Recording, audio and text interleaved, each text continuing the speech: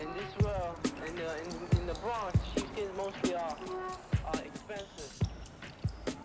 I like to wear that coat because.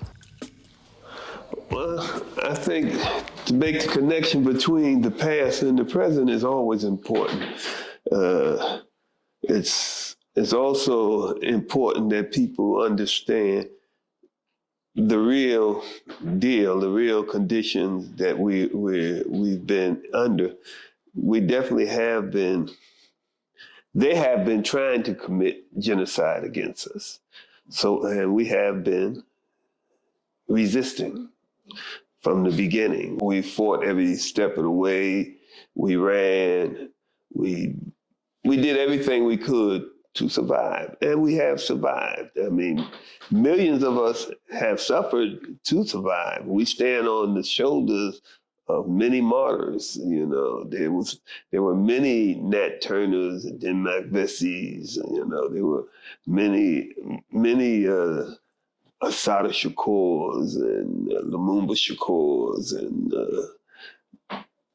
people who have fought on different levels to prevent the total genocide of African people.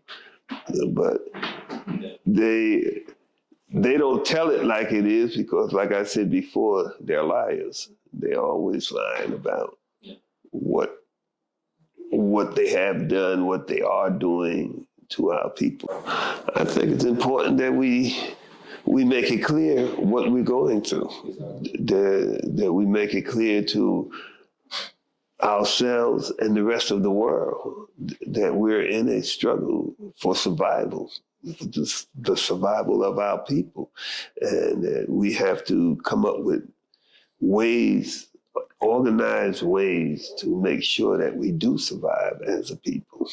I could go along with it as a slow genocide in the sense that they've been trying to get rid of us as a people for hundreds of years.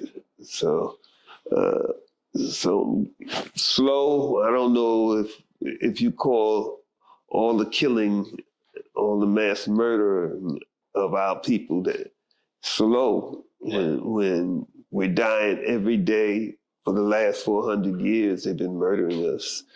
Is it slow? Maybe too slow for them, but it's too fast for us. It's too many of us being killed, you know.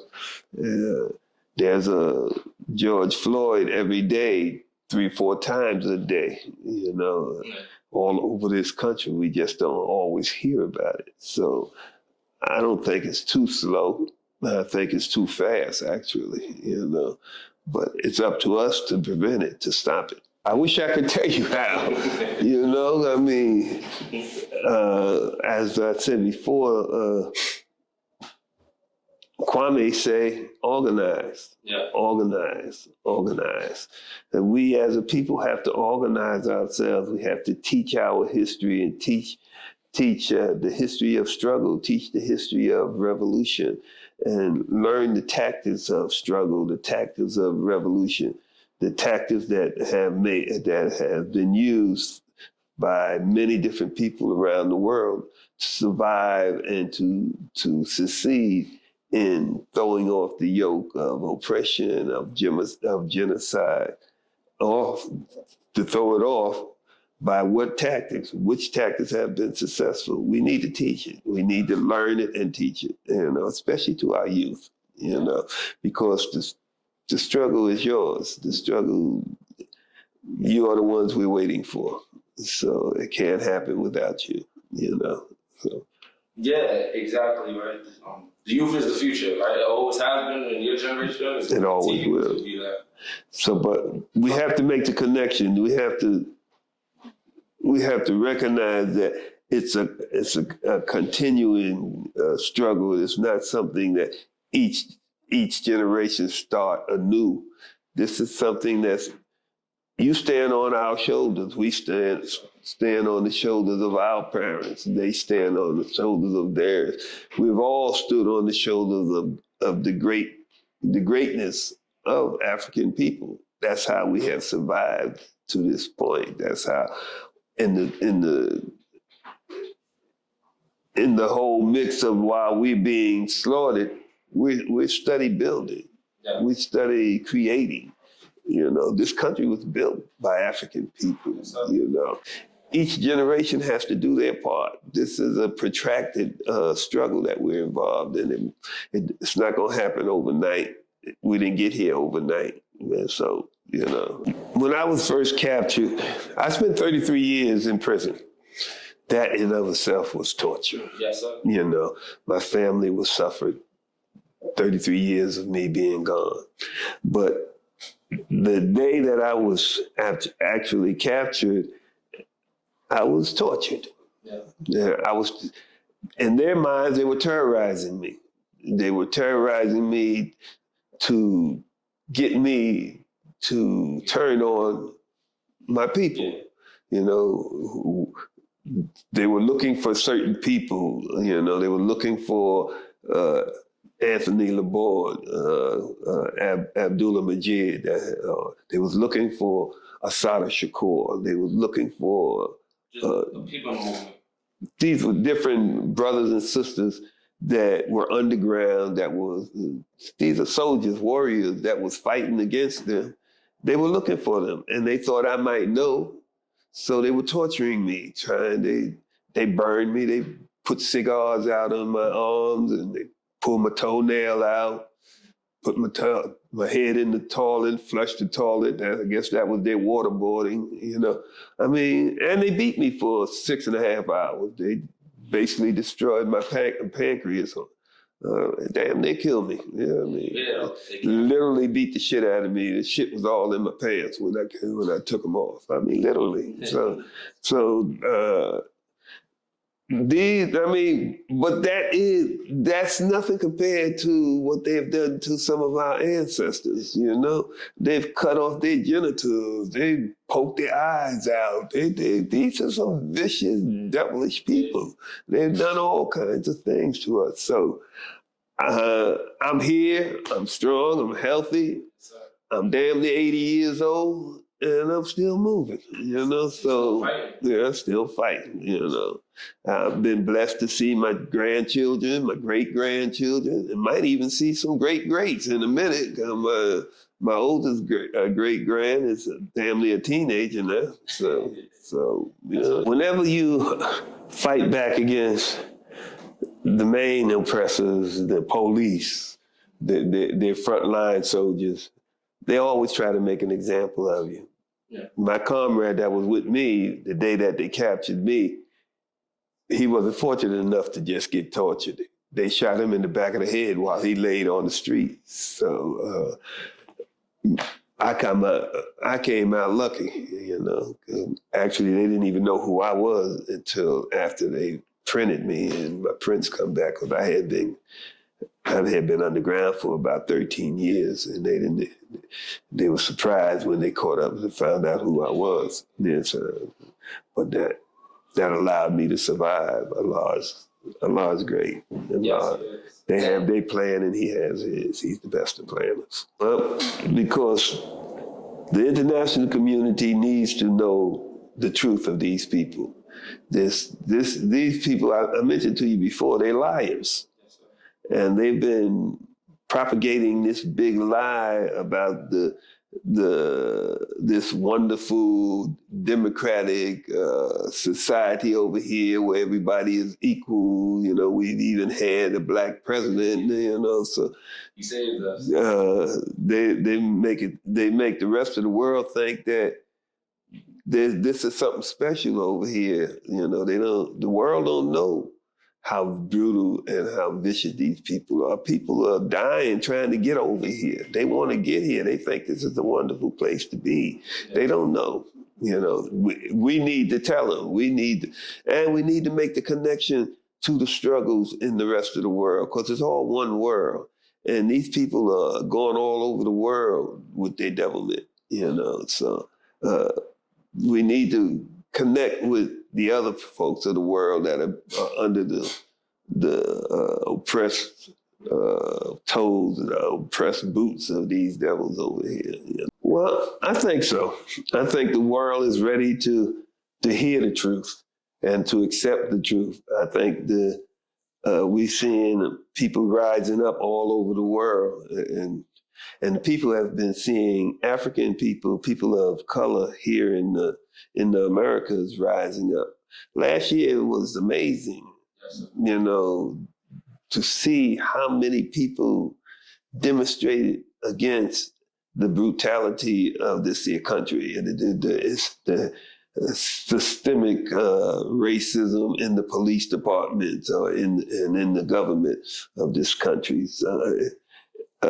So I think people are ready to hear why so many people was rising up, what it is that made so many of the youth of this country rise up in this wonderful democratic experience over here. So I think this is a key time to do it, to make the connections with the rest of the world, to carry on where Patterson and Paul Robeson took it. We still charge genocide, because they're still trying to wipe us out. They're still murdering us every day. A closing statement. So I'm sorry, because it's just what you said. It made me think of Mumia Abu Jamal and what he's going through, and not only him, but with the Move family is going through at this moment, and all the other political prisoners. Yes, Mutulu Shakur has cancer. Russell Schultz, Maroon has stage 4 cancer. Imam Jamil Alameen is going blind. Brother Kamal Siddiqui, Asada Shakur's daughter's father, they trying to cut off his leg. He's about to lose his leg. I mean, there's all of them. These are our elders too. These soldiers, these soldiers have been fighting for 50 years and more. These are. So most of them are having health issues. Sundiata Akoli is 84 years old, and they want him to come back to the parole board when he's 95. That's basically just saying we want you to die in prison, And so it's up to us to engage the rest of the world to save these brothers from dying in these prisons like they want them to do. That's on us to do that. If we don't do it, they will die in prison. So that's why it's real key to bring the rest of the world and get them involved into this. Do you want to say anything before we go? That's it. Free all of our political prisoners. That's always has to be the top demand of any people who are struggling, that you have to demand the freedom of those who have struggled for you, that are falling and being captured by the enemy. You have to demand their freedom. Every struggle throughout history, the first thing they say is give us back our prisoners of war, our political prisoners, and we have to do the same thing. We have to demand that our political prisoners are released, are freed. But a lot of our struggle is to let the rest of the world know that we have political prisoners. This country's still lying and saying that there are no political prisoners. So we have to make it clear that there are political prisoners and they do need to be freed. They deserve to be free, and their struggle was just. International laws give the right to all oppressed people to struggle for their freedom by any means. And they clearly say, including armed struggle. Yeah. We have that right to rise up and fight these people by any and every means, and we should use any and every means. So those who have used those means, that have struggled against them with arms, they need to be free, just like those who have struggled against them just with their words and their organizing. Because some of the brothers that's locked down literally did fight back. All of them wasn't framed. Some of them really fought, and they had the right to, and they're our heroes. These are our soldiers.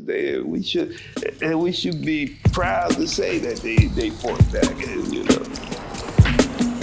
Sheepskins in this world, in the Bronx, sheepskins mostly are expensive. I like to wear that coat because it makes me feel rich, makes me feel comfortable, and this winter, in the winter, that's what most everybody wants to wear.